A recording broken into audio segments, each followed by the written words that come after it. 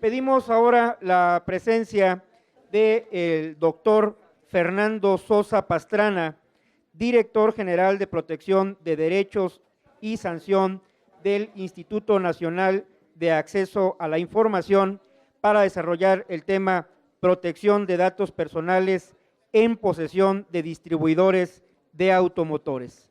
No soy muy fan de usar diapositivas, entonces ofrezco una disculpa si no hay una que ustedes puedan observar. Me gustaría más que esto fuera un conversatorio. El instituto tiene como política siempre el acercamiento no solo a la ciudadanía, sino también a los sectores que están vinculados con nosotros. Voy a tratar de explicar, tengo poco tiempo y es complejo, voy a tratar de explicar las generalidades del procedimiento y más que un proceso de qué deben hacer, quisiera ver el punto de concientización que tiene este derecho nuevo. O sea, realmente es un derecho embrionario en México.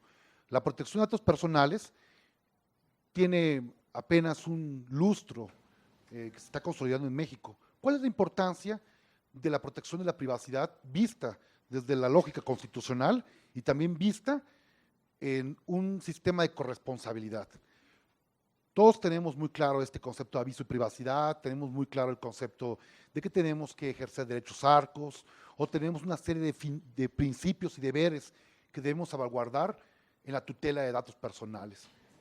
Específicamente, la salvaguarda de los datos personales no están íntimamente vinculados con el sector automotriz, sino que están vinculados con todas las personas físicas o morales que de naturaleza privada siempre tengan el tratamiento de datos personales, es decir, almacenamiento, transmisión, transferencia de información que haga identificable a una persona física, de forma directa e indirecta. Y acá está el primer punto que yo quisiera hacer notar. A como está configurada nuestra legislación, solo es titular de datos personales una persona natural, como dirían los europeos, es decir, una persona física.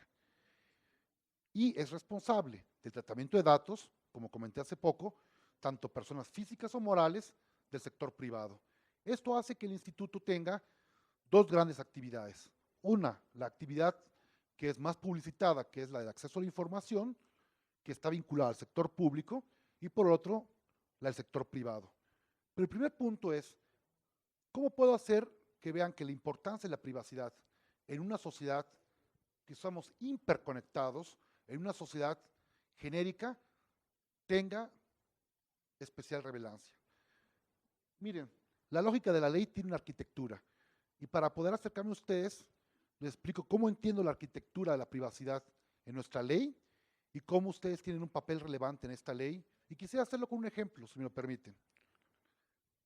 Hace un par de meses hubo un cantante, porque ya falleció, muy famoso que se llama David Bowie. David Bowie era muy conocido porque además que revolucionó con una canción de Space Oddity, y es una persona que tanto fue actor como músico e hizo muchas actividades. David Bowie tiene una característica particular, era una persona sujeta al escrutinio público de forma excesiva. ¿Qué quiere decir? Pues sabemos que las personas que se dedican a la vida pública, y más las personas que se dedican a la vida del estrellato, están constantemente al escrutinio de las personas, y su privacidad es un punto, digamos, casi endeble. Pero ¿por qué tomo a David Bowie de ejemplo? Que es el punto que yo quiero llegar. Porque cuando fallece David Bowie, pues sí causa impacto en el mundo de la música, en el mundo de los espectáculos. Pero lo que más causa impacto es que nadie sabía que estaba enfermo, que tenía un cáncer terminal y que falleció de cáncer. Y la pregunta que todo el mundo dice es, ¿cómo es posible que una persona que tuviera cáncer, que además esa información tenía un valor económico, no legal, pero económico, porque evidentemente las revistas de tabloides y de espectáculo iban a pagar una buena cantidad, no logró filtrarse a los medios? Pues precisamente porque el señor David Bowie decidió conservar su privacidad y decidió conservar esa información para sí mismo. Esto es lo que la doctrina se llama el principio de autodeterminación informativa. La gente tiene el derecho de poder tener un control en ciertos parámetros de su información personal, es decir, su vida íntima, un cierto control. Y esta es la primera lógica de la ley, salvaguardar este derecho, que no es un derecho secundario, es un derecho fundamental, reconocido expresamente con sus límites y alcances en la en el artículo 16 de nuestra Carta Magna. Y es el primer punto de esta arquitectura de la privacidad. La privacidad tiene como primer punto que las personas quieran mantener su privacidad. Podemos tener las mejores leyes de privacidad, pero si las personas no quieren tener ese punto de la privacidad, va a ser imposible. Pero también es parte de lo que tienen derecho. Si yo tengo una enfermedad terminal y decido comentarlo aquí públicamente, pues creo que estoy en mi derecho de autodeterminación. El segundo punto de esta arquitectura, si lo vemos como una pirámide, es eso. La parte fuerte es la parte de la conciencia en que los titulares de los datos personales tienen que resguardar sus datos personales. Pero no es un derecho aislado, sino es un derecho de corresponsabilidad y de correlación. ¿Qué quiere decir esto? Que es insuficiente si esta persona quiere conservar esta información. ¿Por qué les digo esto? Porque por mucha intención que hubiera tenido el señor David Bowie de que no se enteraran las personas de su enfermedad, si los médicos, el hospital y el lugar que estuvo manejando la información de sus datos no hubiesen conservado los mínimos de principios y por lo menos las medidas de seguridad de esa información, su intención hubiese sido insuficiente. No hubiera sido suficiente. La intención de él se hubiera encontrado en un resguardo. Y la segunda gran parte de esta arquitectura, como está también la arquitectura mexicana, de la responsabilidad de la privacidad en datos personales, recae en aquellas personas que tienen tratamiento de datos personales. Yo me hubiera imaginado, si el hospital que trató el evento de David Bowie no hubiera tenido claros sus principios de tratamiento, pero sobre todo sus deberes de seguridad, es decir, las medidas de seguridad físicas, técnicas y administrativas, hubiese sido insuficiente. Si la información de su expediente clínico hubiera estado a disposición de cualquier persona y cualquier persona hubiera podido acceder a ella, no hubiera control de quién llega a esa persona, la única medida de seguridad es un oficio girado por el encargado del hospital diciendo no puedes usar esta información, pero no tuvieron una medida de seguridad física, es decir, en un archivo resguardado, o si fuera un archivo electrónico, estuviera en una computadora, pero como suele pasar en muchos lugares es, la computadora tiene clave, está súper bien, qué bueno que está protegida, pero arriba de la computadora en un papel dice usuario tal, clave tal. Y entonces, pues bueno, o sea, la seguridad es un poco como, vamos, algo está pasando. Pues la intención de David Bowie hubiera sido insuficiente. Entonces, la arquitectura de la privacidad tiene estos dos elementos, la corresponsabilidad y dos, la intención del titular. Y en el último punto debemos estar la intervención de las autoridades. ¿Por qué? Porque el diseño de nuestra ley, y tomo un ejemplo anglosajón, está pensado en eso, que los problemas que lleguen de privacidad tengan que pasar por un filtro que es el tratamiento que puedan dar los responsables. Y quizás esta es la parte que a ustedes como sector les puede interesar. Creo que la parte más delicada de los derechos de protección de datos personales es los mecanismos que se crean de conformidad con nuestra ley y el reglamento para salvaguardar los procedimientos de derecho ARCO. Y repito el acrónimo, acceso, rectificación, cancelación y oposición. Y esto va más allá de un simple aviso de privacidad. El aviso de privacidad tiene una obligación y el incumplimiento de los elementos del aviso de privacidad pueden incurrir en probables responsabilidades y en imposición de sanciones, que no quiero llegar a la parte fea, sino mejor a la parte lúdica, ¿no?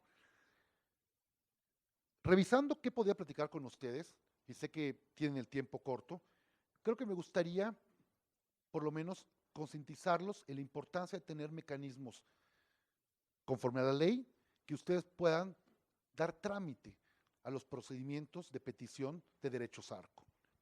¿Qué nos ha tocado ver? La ley es clara en cuanto a obligaciones y puntos que tiene que dar.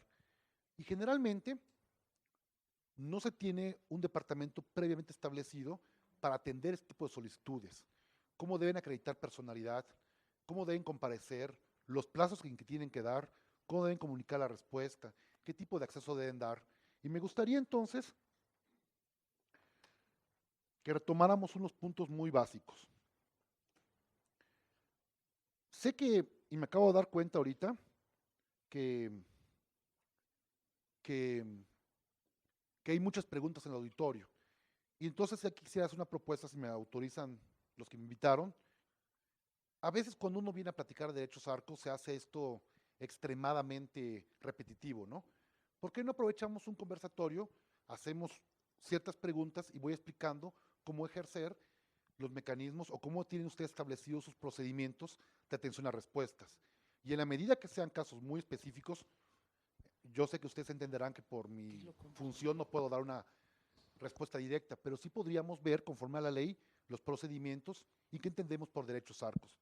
Supongo que la mayoría vienen del sector automotriz, entonces la mayoría, digamos que tiene la parte del responsable de tratamiento de datos. La pregunta que le hago yo, ¿cómo ven ustedes los procesos de derechos de acceso, rectificación, cancelación o oposición? ¿Qué plazos o cómo actúan ante los ciudadanos que piden eso? ¿Tienen mecanismos establecidos en sus dependencias?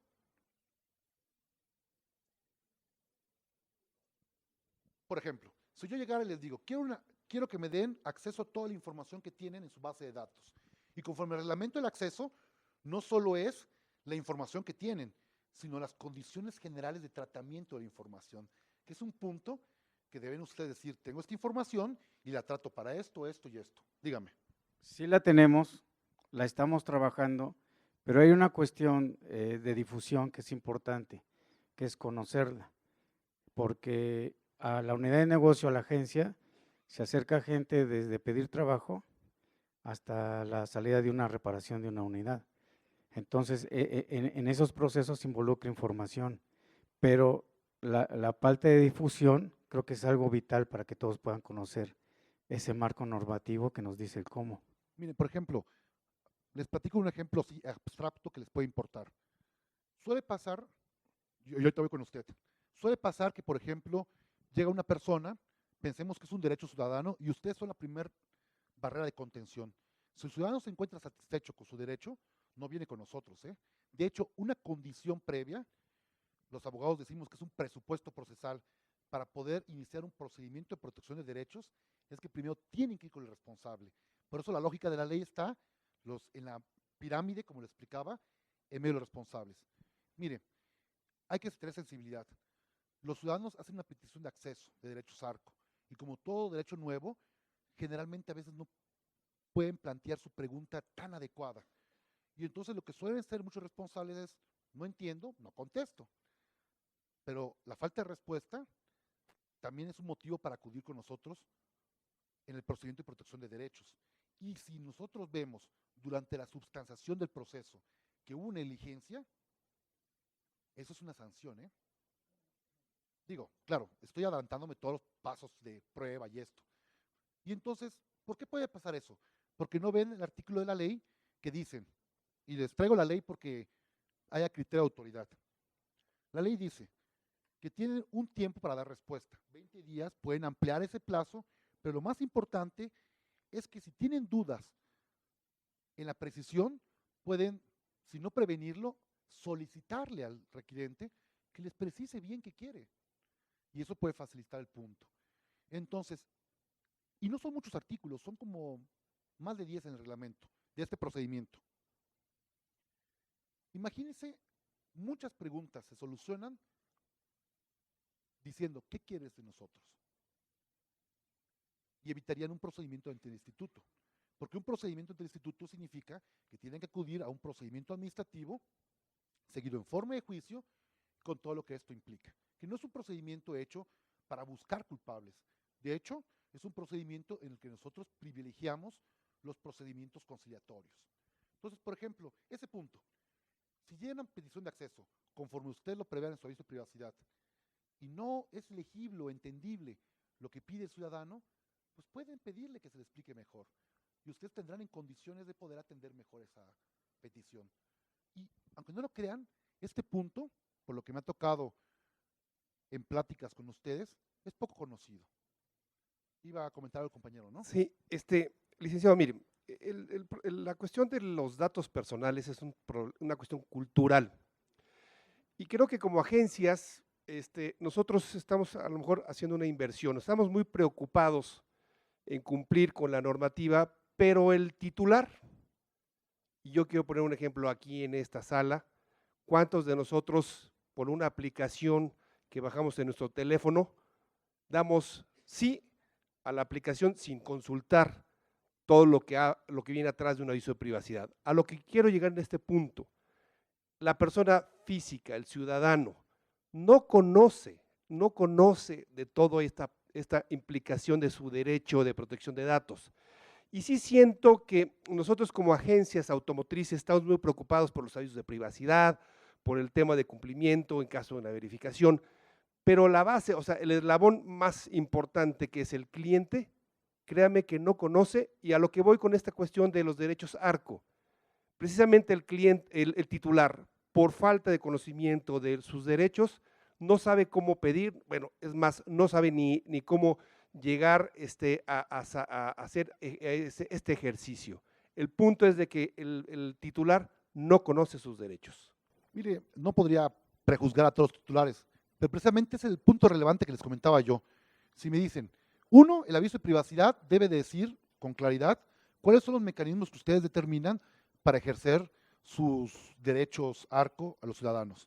Entonces, si el aviso de privacidad está visible y el ciudadano lo ve, puede estar en la página de internet, físicamente, según sea el caso, el ciudadano podrá ver, puedes ocurrir al módulo tal, o puedes mandar tal correo, etcétera. Pero, por ejemplo, este artículo que les comentaba yo, pues evidentemente el ciudadano no está obligado a tener un lenguaje técnico. Los derechos, como este tipo de derechos, deben ser ciudadanos, y entonces la mecánica de nuestra norma previó el artículo 96 del reglamento. Y si me permite, me gustaría leerlo, porque creo que esta es la clave en donde estamos en el punto de corresponsabilidad. Si el ciudadano no fue preciso, no fue exacto, si estamos hablando de un corporativo muy grande que tiene diversas filiaciones, como puede ser Fernando Sosa Corporation y tenemos Fernando Pastrana Corporation, pero estamos vinculados, pero no somos la misma empresa, pero pertenecemos al mismo grupo económico. ¿Me explico? Este punto es relevante para ustedes y para el ciudadano, porque yo considero que en la medida que ustedes satisfagan este derecho, con independencia de la pericia del ciudadano, no llegarán con nosotros. Miren, se los leo rápidamente, ¿les parece? Artículo 96 del reglamento de la ley. En el caso que la información proporcionada en la solicitud sea insuficiente o errónea para atenderla, o bien no se acompañen los documentos a que hacen referencia los artículos 29, fracción segunda y 31 de la ley, el responsable podrá recurrir al titular por una vez y dentro de los 5 días siguientes a la recepción de la solicitud que aporte los elementos o documentos necesarios para dar trámite a la misma.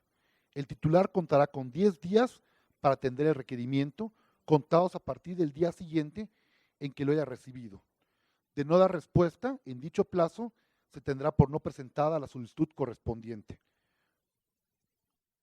Es el primer párrafo. ¿Por qué es importante este? Pensemos, hipotéticamente, que el encargado de datos recibe la información, no queda claro qué está pidiendo, quizás por impericia del ciudadano, quizás por falta de precisión, y decide, ante la oscuridad, no hacerle caso. Y entonces viene con nosotros a un procedimiento de protección de derechos. Digo, es un derecho noble, y no es un derecho buscado para perseguir a responsables. Se iniciaría el procedimiento por falta de respuesta. El procedimiento nosotros, ante el instituto, damos 2 opciones. 1, que acredite dar respuesta en este momento, o que le den el procedimiento. Pero ¿qué es lo que no prevé la ley? La ley ya no le da la opción al responsable de requerir más información. O da la respuesta, o da la respuesta. ¿Me explico o no me explico? Entonces, en lugar de aprovechar este plazo de prevención que tienen aquí, tendrían que irse un procedimiento con nosotros en donde tienen que acreditar que le dieron la respuesta en el plazo previsto en la ley, o bien brindar la respuesta en este momento. Y si la respuesta no es acorde, el instituto tiene 3 facultades conforme a esto. 1, modificar, revocar o confirmar la respuesta. Y si vemos presuntas conductas que puedan ser objeto de sanciones, se inicia un procedimiento de imposición de sanciones. Y una de las sanciones, que es la que me preocupa a mí, se llama así: negligencia en el trámite para dar respuesta. ¿Ya ve mi preocupación, no? Entonces, es muy delicado que ustedes tengan claro las partes y los pasos que tienen que hacer para poder evitar llegar a incurrir en esta posible hipótesis de negligencia o dolo al incurrir en el trámite de respuesta. Miren, les pongo otro ejemplo.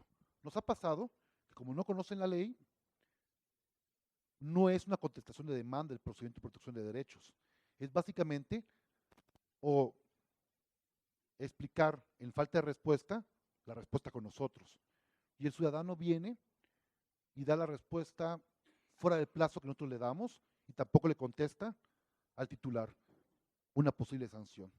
Esta es la parte que yo veo. Con independencia del papel de cultura de los ciudadanos, también hay una parte de corresponsabilidad del tratamiento de datos por los responsables. Y este pequeño punto, el pequeño punto de prevenir y solicitar más información, les puede ahorrar trámites más complicados. Y la verdad es un tema poco manejado por los compañeros. Pero me gustaría seguir con la línea de conversatorio. ¿Quién tiene algún comentario más y sobre eso trabajar? Mi nombre es María Zambrano, vengo de AMDA, Sinaloa. Perdón. ¿Sí? Sí, doctor. Por ejemplo… Dígame, cuando Fernando. Después me Fernando, piden consultas y no puedo darlas. esta parte donde menciona lo que es la metodología o cómo podemos nosotros plasmar el procedimiento para cuando un cliente de nosotros nos pide que revoquemos sus datos o los bloqueemos o tener acceso a ellos. ¿Esto lo podemos plasmar dentro del aviso de privacidad al integral? El aviso de privacidad les tienen ustedes que poner, digamos, las formas en que van a ejercer su derecho a ARCO.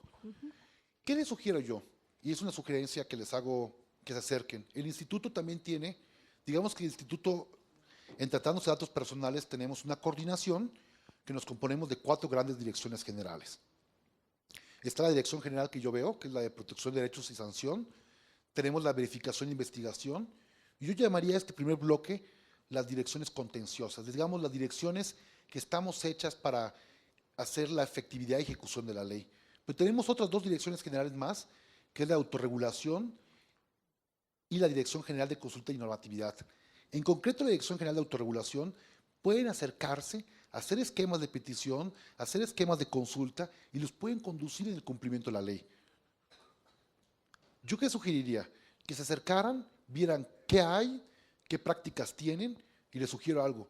La mayoría de estados donde el tema de datos personales es un tema ya relevante, tienen un oficial de privacidad. Son una persona exprofesamente dedicada a eso. Y no tiene que ser necesariamente un abogado o un ingeniero. Tiene que ser alguien que comprenda no solo el proceso de datos personales, sino también el procedimiento de medidas de seguridad, principios. ¿Qué les sugiero? Su aviso de privacidad tiene que decir, porque es obligación legal, cómo ejercer los derechos ARCO. Lo que yo les planteo es cómo ustedes al interior van a procesar estos derechos ARCOS. Nos tocó ver un asunto, no diré de quién, que el problema es que donde tenían puesto el correo en el aviso de privacidad, pues nadie consultaba el correo. Entonces, cuando se daban cuenta, pues ya estaba el asunto bastante avanzado. Y entonces, pues, ¿es un error humano? Sí. ¿Es un error excusable para el procedimiento? Yo creo que no. Entonces, el punto es ver cómo pueden hacer este cruce. Esa es mi sugerencia. Vean el aviso de privacidad no solo como el mecanismo de informar al ciudadano la obligación de la ley, sino como ustedes crean que es más conveniente. Porque piensen, mande. No, por favor. ¿Ya? ¿La siguiente pregunta acabamos? Ah, bueno, sí. Yo estaba emocionado ya. ¿Alguien más? Es más fácil así. Gracias. Fernando, una pregunta. Mencionas que el procedimiento normal para ejercer el cliente sus derechos ARCO es que vayan primero con el distribuidor o en nuestro caso, ¿no? Para solicitarlo. Nosotros tenemos varios mecanismos también, por correo electrónico o directamente en la agencia correspondiente. Ahí los pueden ejercer y claramente se los damos a conocer. Pero, sin embargo, en algunas ocasiones el cliente no acude con nosotros para ejercer sus derechos, sino se va directamente con el INAI ahora, que se llama INAI. ¿Es correcto eso? Y luego ya nos empiezan a requerir. O sea, ¿el cliente puede hacer eso? Tenemos 3 procedimientos. Mire, el cliente puede acudir con nosotros, pero como le explicaba inicialmente, hay un presupuesto procesal. Si acude con nosotros directamente por falta de respuesta, nosotros en el instituto le vamos a requerir que nos acredite que promovió con ustedes. Primer punto. Es decir, que nos exhibió el documento por el cual les pidió a ustedes el documento conforme al aviso de privacidad y ustedes no dieron respuesta. O sea, la solicitud para ejercer sus derechos. 2, puede venir también, eso es tanto por inconformidad o por falta de respuesta. Pero la ley prevé otra hipótesis que está hecha también para evitar, digo, no lo digo por ustedes, trampas legales. Es decir, obstáculos para ejercer el derecho. ¿Qué pasa? Que no le reciben al ciudadano. Puede pasar esto, no lo digo por ustedes. Y entonces el ciudadano va constantemente y le dicen, vaya a la ventanilla tal, ventanilla C, ventanilla D, y entonces el ciudadano dice, pues que nunca pude presentarlo, y me entregaba este documento y me decían, te lo recibo, pero no te firmo ni te sello. Y entonces hay una negativa de recepción. El procedimiento, en nuestro artículo 119, prevé algo que se llama procedimiento de vista. ¿Qué significa esto? Que el ciudadano nos dice, fui a la responsable, y aquí opera un principio que se llama de buena fe, y no me quiso recibir. Nosotros partimos del principio de buena fe, le creemos al ciudadano, y lo que hacemos es lo siguiente. Tomamos la solicitud y se la comunicamos nosotros al responsable. Le decimos, usted tiene esta solicitud de derecho a arco, respóndalo con los plazos legales. No es un procedimiento, es como una medida previa. Y ustedes tendrán que responder En el plazo que marca. en el plazo que marca la ley. Si el ciudadano está conforme o está inconforme, tendrá que seguir un procedimiento de protección de derechos. No es que el ciudadano se salte a la responsable, sino que la ley prevé, en concreto su reglamento, este mecanismo que nosotros llamamos procedimiento vista. Muchas gracias al doctor Fernando Sosa Pastrana, director general de Derechos y protección de Derechos y Sanción del Instituto Nacional de Acceso a la Información. Le damos un reconocimiento con un caluroso aplauso y el licenciado Guillermo Prieto le hace entrega de un presente.